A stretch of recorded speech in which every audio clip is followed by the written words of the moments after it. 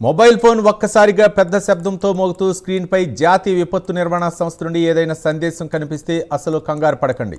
అది ఎటువంటి ప్రమాద హెచ్చరిక కాదు. ప్రభుత్వం చేపట్టిన ఒక కీలకమైన పరీక్ష మాత్రమే. దేశవ్యాప్తంగా విపత్తుల సమయంలో ప్రజల్ని అప్రమత్తం చేసేందుకు కేంద్ర ప్రభుత్వం సెల్ బ్రాడ్కాస్ట్ అలర్ట్ వ్యవస్థను పరీక్షిస్తోంది.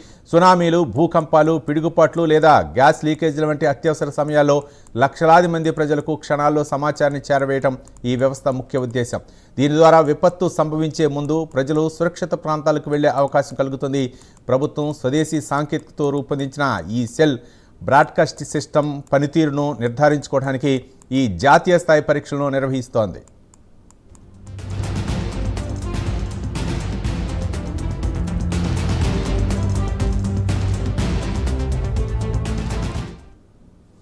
మొబైల్ ఫోన్ ఒక్కసారిగా పెద్ద శబ్దంతో మోగుతూ స్క్రీన్పై జాతీయ విపత్తు నిర్వహణ సంస్థ నుండి ఏదైనా సందేశం కనిపిస్తే అసలు కంగారు పడకండి. అది ఎటువంటి ప్రమాద హెచ్చరిక కాదు.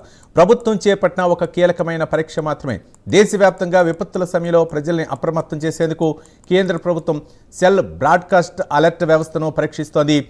సునామీలు, భూకంపాలు, పిడుగుపాట్లు లేదా గ్యాస్ లీకేజీల వంటి అత్యవసర సమయాల్లో లక్షలాది మంది ప్రజలకు క్షణాల్లో సమాచారాన్ని చేరవేయటం ఈ వ్యవస్థ ముఖ్య ఉద్దేశం.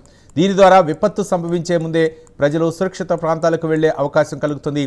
ప్రభుత్వం స్వదేశీ సాంకేతికతో రూపొందించిన ఈ సెల్ బ్రాడ్కాస్ట్ సిస్టమ్ పనితీరును నిర్ధారించుకోవడానికి ఈ జాతీయ స్థాయి పరీక్షలను నిర్వహిస్తోంది.